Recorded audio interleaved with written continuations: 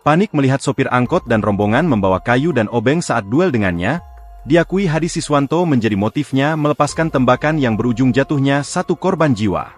Peristiwa itu terjadi di pinggir jalan lintas Palembang Betung KM 41, tepatnya di Desa Tanjung Agung, Kecamatan Banyuasin 3, Kabupaten Banyuasin, Sumsel pada Selasa, 21 Oktober 2025, sekitar pukul 16 waktu Indonesia Barat.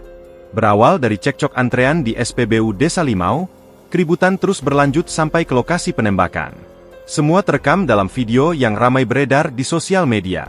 Selain Hadi yang sudah menembak Oberta Parjiman alias Obi, warga Tanjung Agung hingga tewas, polisi juga menetapkan 2 tersangka lain. Indra Gunawan dan Dwi Seftiadi rekan Hadi yang viral ikut duel dengan sopir angkot dan rombongannya termasuk korban, kini juga berstatus tersangka.